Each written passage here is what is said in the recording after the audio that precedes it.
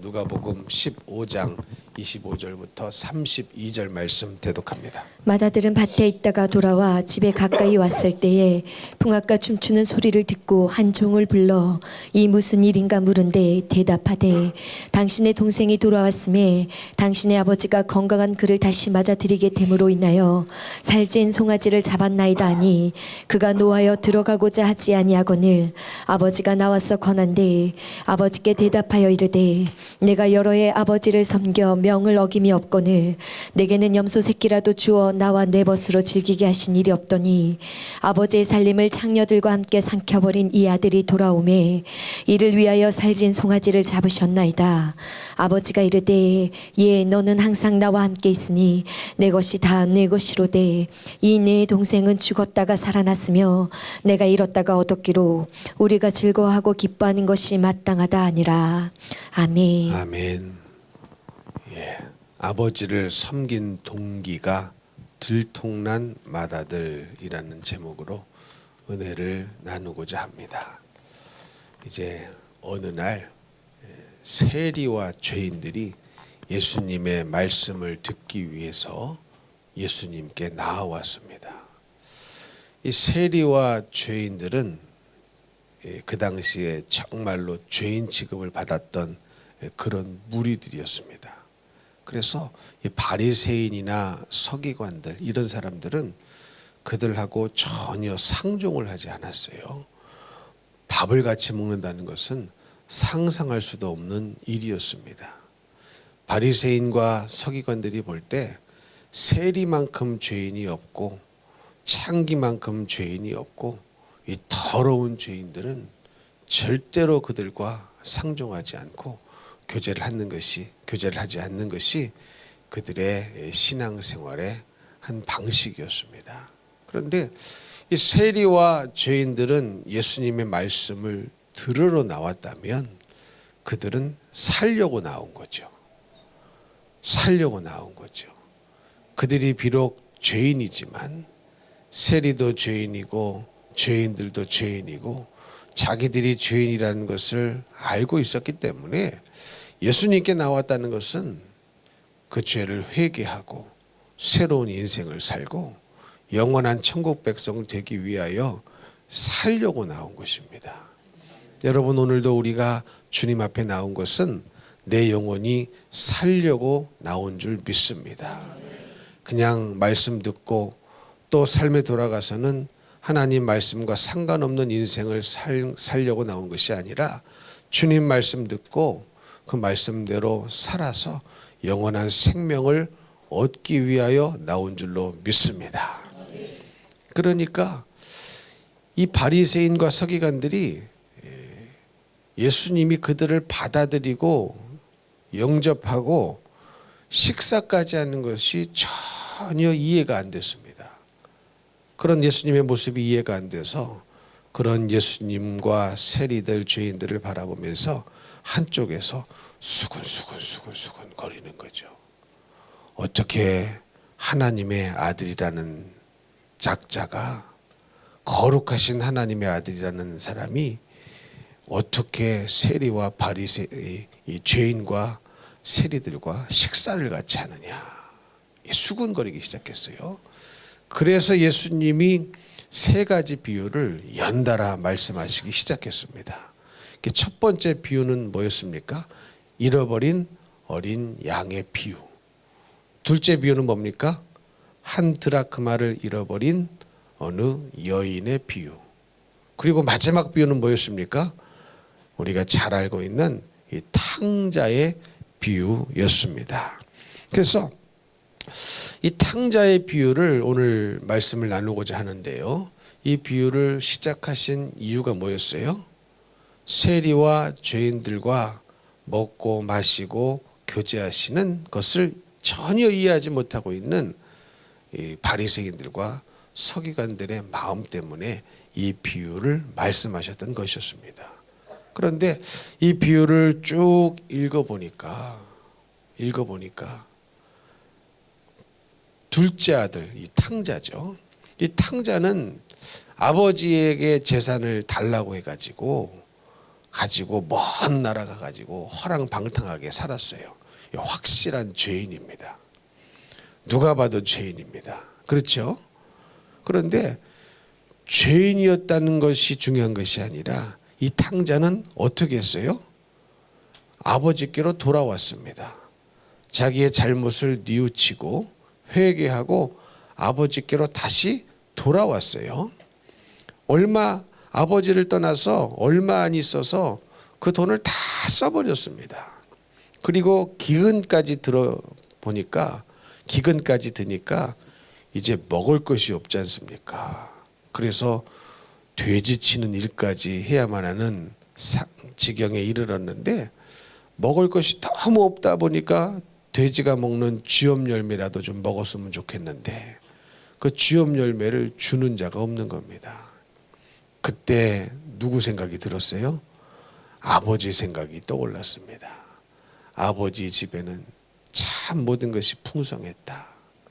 그래서 자기가 행한 일을 뉘우치기 시작하고 다시 아버지께로 돌아갈 생각을 비로소 하게 됐습니다. 그런데 이 탕자는 아버지께로 돌아가서 자기가 다시 아들이 되겠다는 생각으로 돌아간 것이 아니었습니다. 야, 아버지가 나를 받아주시기만 한다면 나는 아버지 집에 종이 되어도 괜찮겠다. 종으로 나를 삼아도 나는 아버지께로 돌아가야 되겠다. 이 생각을 하고 돌아가기 시작했습니다. 그런데 마을 어귀에 들어가니까 누가 먼저 자기를 발견했습니까? 아버지가 먼저 자기를 발견했어요. 그러면 아버지는 항상 그 자리에 서서 집 나간 아들이 돌아오기를 기다렸다는 거죠. 여러분 왜 그랬습니까? 만약에 이 아들을 마을 사람들이 먼저 발견했다면 율법에 의해서 돌에 맞아 죽었을 것입니다. 그래서 아버지는 항상 먼저 발견하기 위하여 마을 어귀에 서서 집 나간 탕자가 언제 돌아올까? 이제나 돌아올까? 저제나 돌아올까? 계속 기다리고 있었던 것이었습니다. 여러분 이게 하나님 아버지의 심정입니다. 아버지의 심정이요. 정작 집 나간 자식들, 아버지를 떠난 자녀들은 아버지 생각을 안 하죠. 그러나 아버지는 그 자식이 떠나간 그 순간부터 노심초사 언제나 다시 돌아올까? 언제나 다시 돌아올까? 그렇게 기다리고 있는 것입니다. 왜? 아버지 품을 떠나봤자 좋은 게 없거든요. 아버지 품을 떠났다는 것 자체가 죄고 아버지 집을 떠나는 순간 허랑방탕하게 살게 되고 아버지 집을 떠나는 순간 기근을 만나게 되고 아버지 집을 떠나는 순간 돼지 쥐엄 열매도 못 먹게 되는 상황이 발생하게 되기 때문에 아버지는 이 모든 상황을 다 알고 계셨어요. 알고 있었습니다. 여러분 우리도 마찬가지입니다. 인간은 끊임없이 아버지를 떠나려고 해요. 그러나 아버지를 떠나면 잘 되는 것이 하나도 없어요. 특별히 영적으로 잘 되는 것은 하나도 없습니다. 아버지 품에 있는 것이 복입니다. 아버지 집에 있는 것이 복입니다. 아버지를 떠나 세상을 향하여 달려간다 해도 처음에는 좋은 것 같지만 처음에는 내 마음대로 할 수 있고 내 뜻대로 할 수 있고 아버지가 없으니까 이제 잔소리할 사람이 없지 않겠습니까? 아버지가 없으니까 아버지 뜻대로 살라고 말할 사람도 없지 않겠습니까? 그래서 내 뜻대로 살고 내 마음대로 살고 야 이런 자유가 있었구나 이런 자유가 있었구나 하고 살아보지만 그 자유가 탕자를 망쳤어요. 아버지가 없는 자유가 아버지의 소리가 없는 자유가 아버지의 음성이 없는 그 자유가 탕자를 망쳐버렸습니다. 아버지 품에 있는 것이 복입니다. 주님 품에 있는 것이 복입니다. 그래서 회개하고 돌아왔을 때에 아버지는 이 아들을 종으로 받아들인 것이 아닙니다.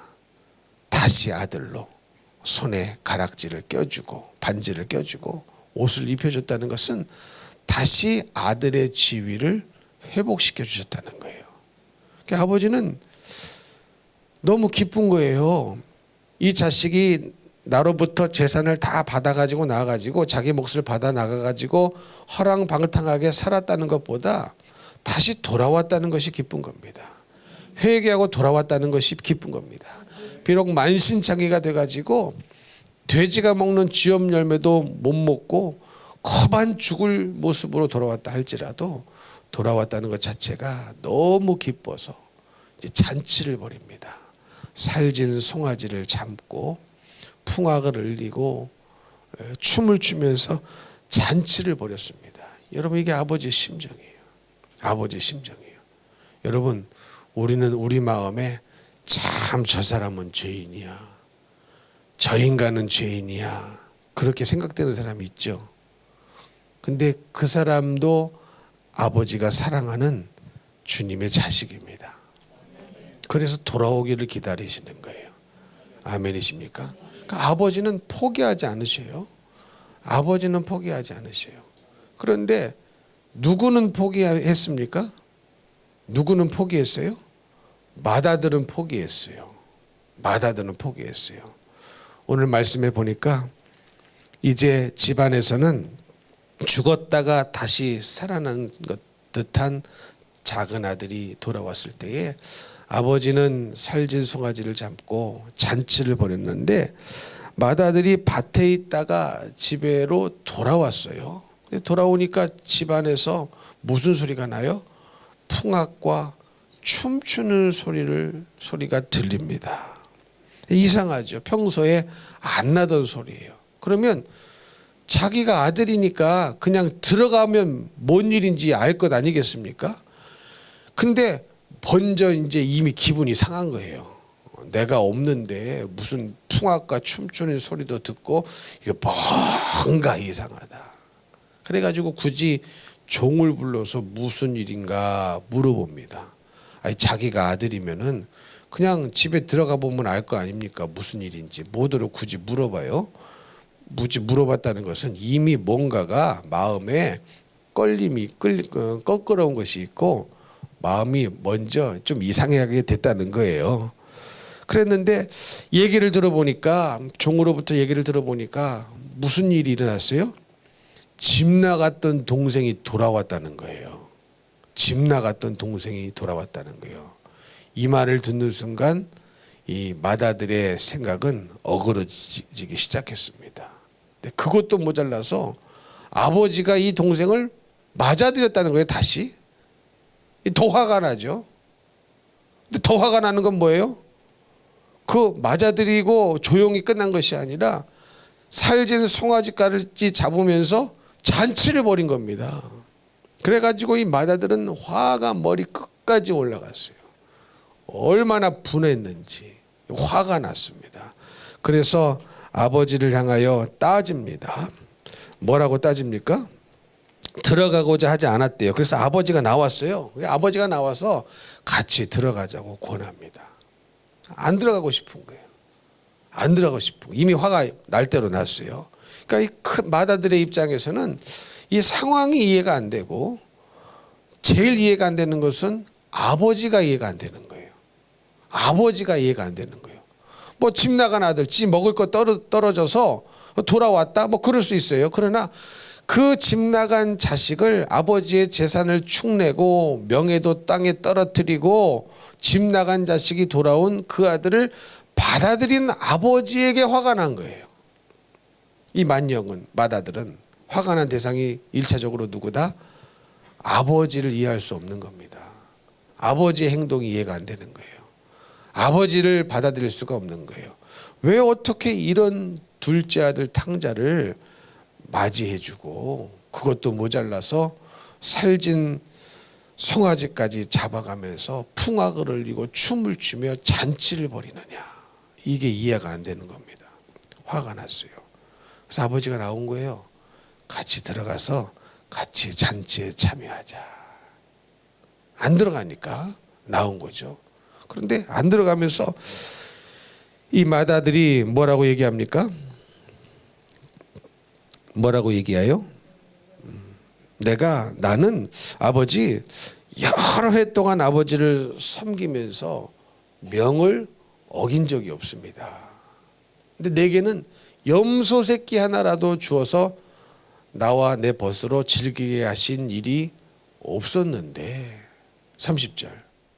아버지의 살림을 창녀들과 함께 삼켜버린 이 아들이 돌아오매 이를 위하여 살진 송아지를 잡으셨습니까? 따지는 거예요. 근데 여러분, 이 말 속에 이 맏아들의 속내가 들어있죠. 맏아들의 속내가 들어있어요. 이 맏아들의 속내는 무엇이었습니까? 이 맏아들의 마음이 드러나는 순간이었는데, 지금 이 맏아들은 한 번도 아버지 곁을 떠나지 않고 뭐 했다는 겁니까? 아버지를 섬겨서 아버지 명령을 어긴 적이 없대요. 근데 그런 나를 위하여 염소 새끼 하나도 잡아준 적이 없다는 거예요. 그러면 이 아들은 온전히 아버지를 사랑해서 아버지를 섬기고, 아버지를 온전히 사랑해서 아버지의 명을 어기지 않고 순종한 것이 아니라 뭘 바라고 한 겁니까? 보상을 바라고 한 거예요. 재산을 바라고 한 거예요. 그러니까 여러분, 둘째 아들은 분명히 아버지의 재산을 바라고 그 재산을 받아가지고 떠났습니다. 그런데 맏아들도 마찬가지였다는 거예요. 맏아들도 마찬가지였다는 거예요. 맏아들도 진짜 원했던 것은 뭡니까? 아버지 자신이 아니라, 아버지를 정말로 사랑해서 섬긴 것이 아니라 아버지가 갖고 있는 재산, 아버지로부터 받을 보상을 보고 자기도 여지까지 아버지를 섬겼다는 것이죠. 무슨 말씀인지 이해가 되십니까?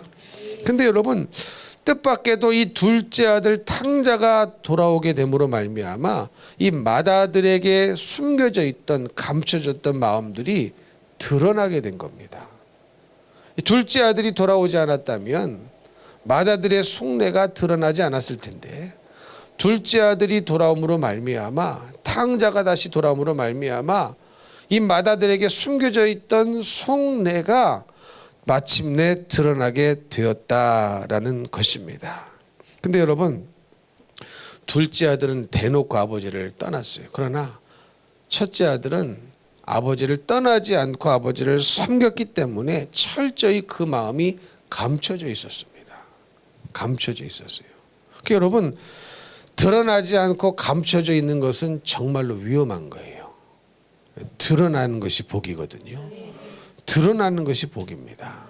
근데 맏아들은 자기가 생각을 해도 항상 누구보다도 아버지 곁에서 아버지를 섬겼고 명령에 순종했기 때문에 아버지께 잘한다고 생각했지 자기가 죄인이라고 생각해 본 적이 없어요. 그러니까 자기가 자기 자신을 알아요, 몰라요? 모릅니다. 자기가 자기 자신도 모르고 남도 자기 자신을 모르고, 그러니까 철저히 자기의 속내가 드러나지 않고 감춰져 있었어요. 그러나 뜻밖에도 이 탕자가 돌아버렸어요. 둘째 아들이. 거기다가 그 아들을 아버지가 맞아들였습니다. 잔치를 베풀어 줬습니다. 살진 송아지까지 잡으면서 잔치를 베풀어 주니까 그때 비로소 뭐가 드러나게 됐어요?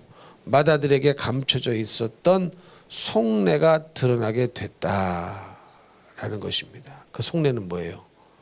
이 맏아들도 역시 뭐예요? 아버지 재산을 보고 섬겼다는 겁니다. 보상을 바라고 아버지를 섬겼다는 거예요. 정말로 아무것도 바라지 않고 아버지 자신을 사랑하고 아버지 자체를 누구보다도 사랑하고 섬겼다면, 여러분, 그 마음은 어떤 마음이 되어야 마땅합니까? 아버지가 좋아하시는 것을 좋아하게 되어 있어요. 아버지가 사랑하는 것을 사랑하게 되어 있어요. 아버지의 마음이 머무는 곳에 자기의 마음도 머물게 되어 있습니다. 그것이 아버지를 순수하게 진정으로 사랑한 사람의 마음으로부터 나오는 결과예요. 그러나 아버지를 사랑한 것이 아니었어요. 이도 역시 아버지가 갖고 있는 재산을 바라보고 아버지를 섬겼을 뿐입니다. 그래서 여러분, 우리는요, 신앙생활을 하실 때 이 탕자처럼, 둘째 아들처럼 정말로 대놓고 물질을 사랑하고 아버지를 떠나서 누가 봐도 죄라는 것을 회개해야 하지만, 누가 봐도 죄라고 인정되는 것을 회개해야 되지만, 우리가 아버지를 위하여 잘한 것들이 있죠. 잘한 것들, 아버지를 잘 섬긴 것들, 그러나 잘못된 이유와 목적과 동기를 가지고 섬겼던 것들도 회개를 해야 됩니다. 무슨 말씀인지 이해가 되십니까? 아버지를 섬겼다면, 교회에 나왔다면, 예배를 드렸다면 그거 왜 하냐는 거예요. 그 동기와 이유와 목적이 뭐냐는 겁니다. 아버지께 잘했다면 그 잘한 동기와 이유와 목적이 뭐냐는 거예요. 아버지께 잘한 이유와 동기와 목적도 철저히 들여다보고 그것이 정말로 아버지를 사랑함으로 아버지를 섬긴 것이냐, 아니면 아버지가 갖고 있는 재산 때문이냐, 아버지가 나에게 물려줄 유산 때문이냐, 아버지가 나에게 줄 복 때문이냐, 이 잘못된 동기로 아버지를 섬긴 것을 철저히 회개해야 된다는 겁니다. 근데 이게 더 어려운 거예요. 사실은 이게 더 어려운 거예요. 왜요? 적어도 둘째 아들 탕자는요, 자기가 잘못했다는 것을 알아요. 모르지 않습니다. 그렇죠? 그래서 먼 나라까지 가가지고 허랑방탕하게 살다가 자기가 스스로 돌이켜 뉘우쳐 아버지께로 돌아왔습니다. 그러니까 자기가 적어도 죄인이라는 사실은 알아요. 죄인이라는 사실은 알기 때문에 뉘우칠 수 있는 거예요. 죄인이라는 사실을 인정하기 때문에 뉘우칠 수 있는 거예요. 그러나 마다들은 어떻습니까? 자기가 죄인이라는 생각을 단 한 번도 안 해보고 살았습니다. 왜? 항상 아버지 곁에 있었으니까. 오늘날로 치면 항상 예배를 드렸으니까, 항상 주의를 지켰으니까, 항상 주님의 일을 했으니까 내가 죄인이라는 생각을 못하는 겁니다. 근데 여러분, 더 중요한 건 뭐예요? 더 교묘한 게 뭐예요? 아버지께로 잘했다면 그 잘한 이유와 동기가 뭐냐는 게 더 교묘하고 중요한 거예요. 무슨 동기로 아버지께로 잘했느냐, 무슨 이유와 목적을 가지고 너는 아버지를 섬기고 있느냐, 당신은 무슨 이유 때문에, 무엇 때문에 아버지를, 하나님 아버지를 아버지라고 부르면서 신앙생활이라는 것을 하고 있느냐, 그 마음에 숨은 동기가 중요하다는 겁니다. 근데 마다들같이 숨겨진 죄악을 발견하는 것이 훨씬 더 어렵습니다. 왜 그래요? 항상 아버지 곁에 있어서 나는 아버지를 섬기고 있습니다 라고 생각하고 있기 때문에 그것이 죄인지도 모릅니다. 죄인인지도 몰라요. 그러나 탕자가 돌아왔을 때 그 마음속에 있는 속내가 자기도 모르게 톡 튀어나왔습니다. 여러분, 이미 자기 동생이 돌아온 것에 대해서 기분이 나빴다는 것은 이미 그 마음 자체가 옳은 마음이 아니라는 거죠. 틀렸다는 겁니다. 그것이 누구의 마음이에요? 바리새인과 서기관들의 마음이었습니다. 우리 예수님은 죄인을 부르러 오셨다고 그랬어요. 믿으십니까? 병든 자에게라야 의원이 쓸데 있습니다. 근데 나는 건강해, 나는 아픈 데가 없어, 그런 사람은 의사가 못 고쳐요. 이해가 되십니까? 근데 우리는 내가 다 똑똑해가지고 내가 다 의사예요. 이런 때는 이렇게 하면 되고, 저렇게 하면 저걸 먹으면 되고, 이럴 때는 타이레를 먹으면 되고, 이럴 때는 개보린 먹으면 되고, 이럴 때는 아스피린 먹으면 되고, 그냥 집 안이 그냥 이게 다 약방이야, 의사야. 그러면 여러분, 숨어있는 진짜 병은 못 고치거든요. 진짜 병은 못 고칩니다. 여러분, 영적인 것은 더 그렇습니다. 영적인 것은 더 그래요. 나는 이렇게 신앙생활해도 돼, 이렇게 해도 구원받아, 이렇게 하는 것도 얼마나 대단한 건데, 막 자기가 자기의 영적인 진단을 내려가면서 다 괜찮다는 진단을 내리는 거죠. 그러면 여러분, 예수님이 필요가 없어요. 주님이 필요가 없어요. 여러분, 정말로 여러분의 인생 가운데 나는 예수 아니면 못 산다, 예수님 아니면 나는 죽는다, 나는 예수님이 정말로 필요하다, 절실하게 느끼면서 신앙생활하는 분 몇 명이나 있겠습니까? 근데 여러분, 우리는 정말로 절실해야 되거든요. 예수님 아니면 나는 죽습니다. 예수님 아니면 나는 길이 없습니다. 예수님 아니면 나는 구원을 받을 수 없습니다. 이 세상을 살아갈 수가 없습니다. 나는 죄인입니다. 이게 뼈저리게 느껴져야 예수를 찾거든요. 내가 철저히 가망 없는 죄인이라는 사실이 믿어져야, 깨달아져야 예수를 찾고 그 주님께 기도를 할 텐데, 우리는요 그렇게 죄인이라고 여기지 않는 거예요. 아, 뭐 내가 주일 성수하고 있는데, 11조 드리고 있는데, 충성하고 있는데, 예배 드리고 있는데, 아이고 저것들은 믿음이 없어서 매 공예배나 드리지, 나는 그런 거 이미 초월한 사람이야. 뛰어넘었어. 이미 내 안에 말씀이 가득해서 말씀대로 살고 있어서 뭐 더 이상 내가 뭐 말씀 안 들어도 얼마든지 신앙생활해. 이런 분들이 있지 않겠습니까? 근데 여러분, 내가 병든 줄 알아야 의사의 필요성이 간절해지는 것처럼, 그렇죠? 내가 막 조제해서 먹어도 안 들어. 더 악화돼. 그러면 그때서야 누구를 찾습니까? 용하다는 의사를 그때 찾아가는 거예요. 여기서 용하다 하면은 천리길을 마다 않고 가고, 저기서 용하다 하면은 천리길을 마다 않고 갑니다. 여러분, 내 영혼의 신세를 알아야 이 나의 영적인 고질병을, 이 죽을 병을 고치실 수 있는 분이 예수님밖에 없다는 것이 깨달아져야 주님을 찾지 않겠습니까? 주님을 찾지 않겠습니까? 근데 다 교회 안에서 뭐예요? 다 마다들이 돼버렸어요. 마다들이 돼버렸어요. 마다들이 돼가지고 나는 항상 주님을 믿었습니다. 주의를 항상 지켰습니다. 나는 예배를 드렸습니다. 헌금도 했습니다. 근데 그거 왜 했냐는 거예요. 그거 왜 하셨습니까? 예배는 왜 드리는 것이고, 헌금은 왜 드리는 것이고, 충성은 왜 하는 것이고, 그 동기가 뭐냐는 겁니다. 이유가 뭐냐는 거예요. 항상 주님 앞에 있었던 것처럼 여겨지기 때문에 나는 의인이네, 나는 괜찮네, 이런 생각이 자꾸 들어가는 것이죠. 그러나 기도를 조금만 해봐도요, 조금만 더 깊이 더 길게 해봐도 나만한 죄인이 없어요. 나만한 죄인이 없어요. 여러분, 바울이 왜 기도하면서 그 사명을 감당했겠습니까? 기도하면 기도할수록 자기가 죄인이라는 사실을 발견했기 때문입니다. 그래서 주님을 믿었던 초창기에는 고백이 뭐였어요? 내가 사도들 중에 가장 작은 자다. 근데 주님을 더 깊이 깨닫고 만나게 되니까 내가 성도들 중에 지극히 작은 자다. 그런데 기도를 더 하고 주님의 더 크신 사랑을 경험하고 신앙이 더 깊어지니까 뭐라고 고백하던가요? 내가 죄인 중에 괴수라고 고백하지 않던가요? 내가 죄인 중에 괴수입니다. 근데 여러분, 실제로 이 자리에 앉아 계신 분들처럼 내가 죄인 중에 괴수라고 여기시는 분 계세요? 별로 없을 거예요. 이만하면 의인 아닙니까? 이만하면 코로나 시대의 신앙생활 그래도 잘하는 것 아닙니까? 옆교인 보니까 교회도 안 가던데 기준이 옆교회 교인이 아니에요. 이해가 되십니까? 기준이 신앙 없는 그 모 집사가 아닙니다.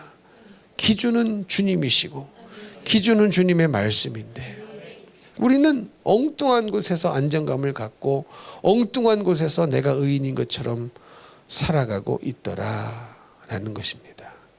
여러분, 병든 자에게 의원이 쓸 때 있어요. 내가 죄인이구나, 그래서 예수가 필요하구나 라는 것이 절실한 사람만 주님을 찾게 되어 있습니다. 이 바리새인과 서기관들은 저 세리들을 손가락질하면서, 죄인들을 손가락질하면서 어떻게 거룩하신 하나님의 아들이라는 사람이, 그런 분이 저런 더러운 세리와 저런 더러운 죄인들과 상종을 하며 먹고 마시고 있느냐. 근데 더 더러운 사람들이 누구였어요? 자기들이었어요. 큰아들과 같은 사람들, 맏아들과 같은 사람들. 바리새인 서기관들, 누구보다도 율법을 다 지키고 누구보다도 하나님과 가깝다고 여겨졌지만 사실 그 마음속에 하나님을 사랑하는 마음은 있었다는 거예요? 없었다는 거예요? 전혀 없었다는 겁니다. 여러분, 그래서 우리는요, 정말로 둘째 아들 탕자처럼 누가 봐도 죄인 그 죄를 회개해야 되지만, 우리가 하나님 앞에 잘하는 것이 있다면, 얼마나 잘한 것이 많습니까? 예배 드린 거 잘한 거예요. 헌금 드린 것 잘한 거예요. 충성한 것 잘한 거예요. 그러나 이 잘한 것의 잘못된 이유와 동기와 목적도 회개를 하셔야 됩니다. 근데 이걸 더 발견하기가 어렵죠. 그래서 예수님이 가르쳐 주시는 거예요. 가르쳐 주시는 거예요. 이 비유의 말씀을 서기관과 바리새인 들으라고 왜 이 비유를 세 가지 비유를 연달아 말씀하셨겠습니까? 너희들이 더 죄인이라는 거예요. 지금 적어도 세리와 죄인들은요, 예수님의 말씀을 들으러 나왔습니다. 이해가 되십니까? 죄를 회개하고 예수의 말씀이 길인 줄 알고 생명인 줄 알고 이 기회를 붙잡으려고 나온 사람들입니다. 근데 오히려 자기 눈에 있는 들보는 못 보고 저 세리에 있는 티를 빼주려고 하니까 자기가 안 보이는 거죠. 안 보이는 거죠. 철저히 숨겨져 있는 겁니다. 그래서 이 큰아들이 따지는 거예요.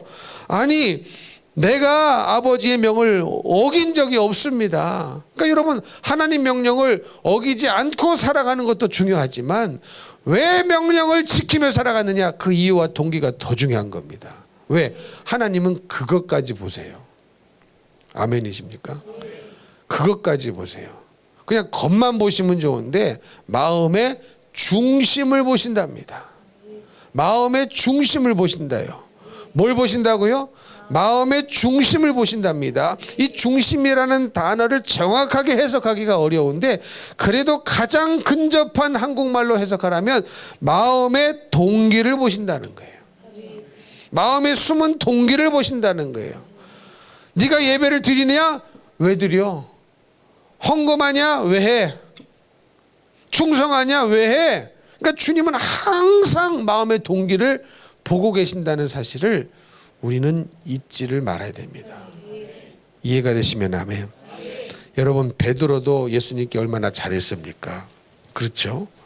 어느 날 예수님께서 내가 이제 잡혀서 죽고 부활할 것을 말씀하시니까 베드로가 뭐라고 얘기했어요? 항변하며, 원문으로는 예수님을 꾸짖으며 말했다고 써 있습니다.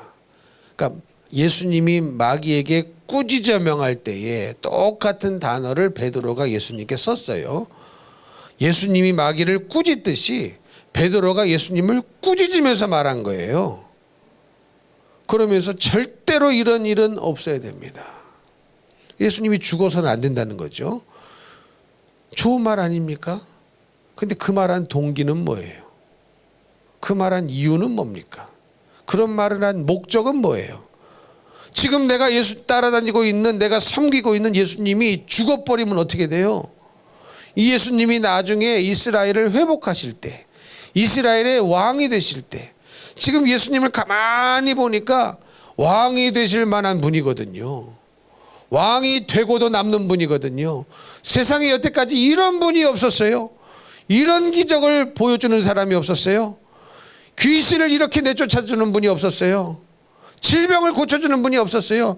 이분은 왕이 되고도 남겠구나 하고 쫓아다니고 있는데 죽어버린다네. 죽어버린다네. 그래서 정말로 예수님을 사랑해서 죽으면 안 됩니다 말한 것이 아니고, 예수님이 죽어버리면 자기가 받을 유익이 끊어지기 때문에 그렇게 말한 거였습니다. 근데 이게 베드로뿐이었습니까? 베드로뿐이었어요? 예수님이요, 말이 안 통하는 거예요. 말이 안 통해서 다시 한번 또 뭐를 말씀하셨어요? 예수님이 죽으시고 부활할 것을 제자들에게 다시 말씀하셨어요. 근데 그때 또 무슨 일이 일어났습니까? 제자들 사이에 누가 크냐 논쟁이 일어났어요. 누가 크냐. 아니, 예수님은 지금 마지막 예수님의 십자가의 길을 말씀하고 있는데, 내가 죽을 것을 말씀하고 계시는데, 그리고 부활하실 것을 말씀하고 있는데, 제자들은 뭐 하고 있습니까? 누가 크냐 논쟁을 벌이고 있었습니다. 그들의 마음이 전혀 주님의 마음과 같지 않아요. 주님을 따르고 있는 동기가 뭡니까? 더 큰 자리, 높은 자리 해먹으려고, 더 높은 자리에 올라가 보려고 하니까 예수님이 중요한 말씀을 하고 계시는데 그 말은 전혀 그 말에 대한 답변은 없고 엉뚱한 논쟁이나 벌이고 있었습니다. 여기서 끝이 아니에요. 세 번째로 예수님이 말이 안 통하니까 또 말씀하셨어요. 내가 이제 붙잡혀서 죽고 3일 만에 부활할 것이다. 또 말씀하셨어요. 그때 그 다음에는 또 무슨 사건이 벌어졌습니까? 세베대의 아들들 야고보와 요한이 와가지고 하나님, 예수님 한 사람은 우편에 한 사람은 좌편에 앉혀달라고 청탁을 합니다. 청탁을 해요. 여러분, 왜 이런 일이 벌어지는 겁니까? 예수님은 지금 예수님의 마지막 시간을 말씀하고 있는데, 예수님이 어떻게 죽으실 것과 어떻게 부활하실 것을 말씀하고 있는데 왜 전혀 거기에 대한 답변과 생각은 없고 여전히 그들은 한 자리 우편에 한 자리 왼편에 해먹을 생각만 하는 것입니까? 왜 그래요? 그들의 마음의 동기가 잘못됐기 때문입니다. 주님을 따라다니는 동기가 잘못됐어요. 주님을 따라다니는 목적이 잘못됐어요. 주님을 따라다니는 이유가 잘못됐기 때문에 전혀 예수님과 대화가 안 되는 거예요. 대화가 안 되는 거예요. 여러분, 사실은요, 우리도요, 기도를 통하여 주님과 대화를 하지 않습니까? 근데 대화 안 되는 사람 많습니다. 대화 안 되는 사람 많아요. 지금 예수님이 우리를 보실 때는요, 지금 너에게 중요한 것은 영생이야, 구원이야, 죄사함 받는 것이야, 회개야, 예수 보혈의 피야. 근데 정작 당사자는 뭘 달라고 하고 있습니까? 복 달라고 하고 있어요. 복 달라고 하고 있어요. 예수님, 이 문제 해결해 주세요. 예수님, 복 주세요. 돈 주세요. 차 주세요. 집 주세요. 그러니까 뭡니까?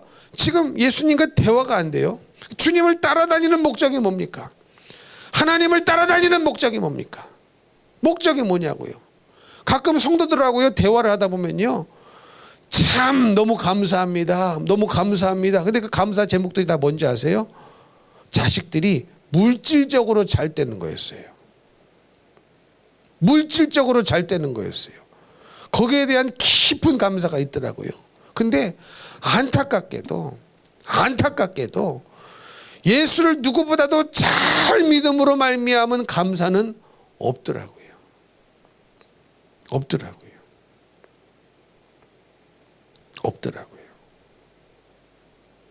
여러분, 이게 너무 이상하지 않으세요?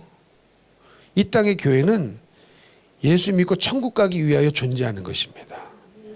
예수님은 오셔서 예수 믿고 복 받으라고, 그 복이 천국의 복인데 예수 믿으면 천국 준다고 그랬지 복 준다고 하신 사실이 없거든요.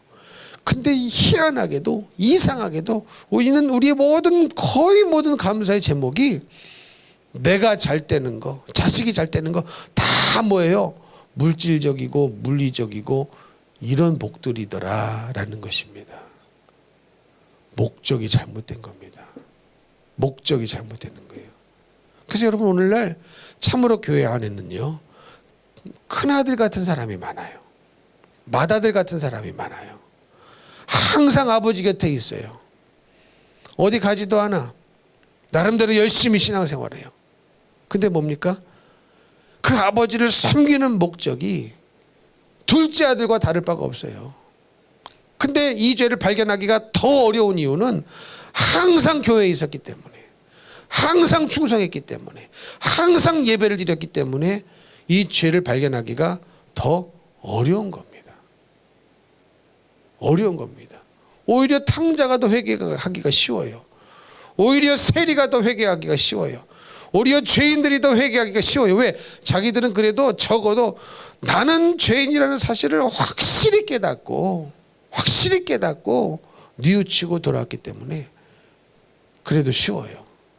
그러나 어디 간 것도 아니고, 그렇다고 많이 타락해 본 것도 아니고, 예배를 안 드린 것도 아니고, 충성을 하는 것도 아니고, 늘 아버지 곁에 있었기 때문에 나는 잘하고 있다 이런 생각이 드는 겁니다. 그러나 여러분, 우리는 이 맏아들처럼 아버지께 잘했다면 그 잘한 동기가 뭐냐는 거예요. 잘한 목적이 뭐냐는 거예요. 아버지께 잘한 이유가 무슨 이유로 잘했냐는 거예요. 이 잘못된 동기와 목적과 이유를 회개하지 않으면 탕자보다도 둘째 아들보다도 더 아버지께로 돌아오기가 어렵습니다. 더 아버지께로 돌아오기가 어려워요. 여러분, 그래서 예수님 시대에도요, 세리와 창기는요, 창녀는요, 가늠하다 현장에서 잡힌 여인까지 다 통틀어서 예수님께 회개하고 예수님을 만난 사람들이 많습니다. 그러나 누구보다도 하나님을 잘 섬긴다고 자부했던 바리새인들, 서기관들, 종교인들은 주님을 못 만났어요. 못 만났어요. 왜요? 다 마다들과 같이 살았기 때문에 그렇습니다. 근데 여러분, 이 영혼을 사랑하는 것도요, 아버지를 사랑해야 영혼들을 그 아버지의 마음으로 사랑할 수 있습니다. 이 큰아들이요, 아버지를 순수하게 사랑했어야 동생도 사랑할 수 있는 거예요. 무슨 말씀인지 이해가 되십니까? 그러니까 먼저 아버지를 사랑해야 돼요. 그래서 우리 예수님이 제일 큰 계명은 뭐라고 그랬습니까? 아버지를 사랑하는 거예요. 하나님을 사랑하는 거예요. 내 뜻을 다하여, 마음을 다하여, 성품을 다하여, 목숨을 다하여 사랑을 합니다. 여러분, 그렇게 사랑하셔야 됩니다. 아버지를 사랑하시되 그냥 아버지 사랑해 이게 아니라니까요. 아버지 I love you 그게 아니라니까요. 목숨까지 다하여 사랑하시랍니다. 뜻을 다하여 사랑하시라고 합니다. 그러면 자기보다도 하나님을 더 사랑하라는 얘기예요. 내 목숨을 다하여 하나님을 사랑하라는 것은 내 목숨보다도, 내 자신보다도, 내 자아보다도 하나님을 더 사랑하라는 말입니다. 근데 이것이 왜 그토록 중요하고 왜 그토록 중요한 첫째 계명으로 우리 예수님이 말씀해 주신 거예요? 그러니까 누구보다도 자기 자신보다도 자기 자아보다도 하나님을 사랑해야 그 하나님이 뭐라고 말씀하셔도 그게 믿어져요. 그게 이해가 되는 거예요. 그게 깨달아지는 거예요. 근데 아버지를 사랑하지 않으면 아버지의 말이 이해도 안 되고 지키고 싶지도 않습니다. 억지로가 되는 거예요. 억지로. 무슨 말씀인지 이해가 되십니까? 억지로가 되는 거예요. 이해가 안 되는 거예요. 이게 바로 정확히 큰아들의 죄였습니다. 명을 어긴 게 없어요. 그러나 아버지를 사랑함으로 지킨 사랑함으로 명령을 지킨 것은 아니었습니다. 자기 자신을 사랑했습니다. 아버지가 주실 재산을 바라보고 사랑했습니다. 그러니 염소 새끼 얘기가 나오는 거예요. 그랬더니 아버지가 뭐라고 말씀하십니까? 얘야, 내게 다 네 게 아니냐. 이 말이 맞죠. 정확히 맞죠. 왜 정확히 맞습니까? 여러분, 유대인의 율법은요, 맏아들에게 재산이 거의 다 돌아가요. 맏아들과 둘째 아들이 있지 않습니까? 그러면 둘째 아들이 갖고 나간 재산은 3분의 1입니다. 아버지 전체 재산 중에 3분의 1만 가지고 나간 것이고 그 2배는 맏아들 거예요. 그렇죠? 그러니까 이미 남아져 있는 재산 누구 거예요? 다 싸그리 맏아들 거예요. 맏아들 거예요. 근데 맏아들 거에서 살진 송아지 하나 잡은 게 아까워 죽은 거죠. 아까운 거죠. 근데 여러분, 둘째 아들이 돌아오려면, 탕자가 돌아오려면, 그래서 맏아들의 희생과 용서와 용납이 있어야 됩니다. 용서가 있어야 돼요. 희생이 있어야 돼요. 왜? 다시 아들로 돌아오면 다시 재산을 나눠줘야 돼요. 이해가 되십니까? 그래서 탕자는요, 자기가 종이 되고자 돌아온 거예요. 근데 아버지는 아들로 받아들였습니다. 다시 아들로 받아들였다는 것은 이 아들에게 다시 재산이 돌아갈 수 있다는 거예요. 그러면 이 맏아들의 희생이 없으면 이게 가능합니까? 가능하지 않아요. 여러분, 우리의 진정한 맏아들 되신 예수 그리스도의 희생 때문에 우리가 살았습니다. 그 예수님의 희생이 없었다면 우리는 한 사람도 살 수 있는 사람이 아닙니다. 아멘이십니까? 그 희생 때문에 우리가 살았어요. 그 예수님의 용서 때문에, 그 예수님이 우리를 용납해 주셨기 때문에 가망 없는 탕자와 같은 우리가 예수 믿고 살았습니다. 아버지께로 갈 길이 열렸습니다. 아버지의 사랑을 다시 입을 수 있는 사람들이 되었습니다. 그렇다면 하나님이 우리에게 기대하시는 것은 뭐냐? 너도 아버지를 사랑해라. 아버지를 사랑해야 영혼을 사랑할 수 있는 거예요. 아버지 사랑을 뺀 영혼 사랑은 위험합니다. 왜? 내 마음대로 내 뜻대로 이끌 수 있기 때문에 그래요. 그래서 아버지를 사랑해야 아버지 뜻대로 이끌 수 있어요. 아버지 뜻대로 주님께로 아버지께로 이끌 수가 있는 것입니다.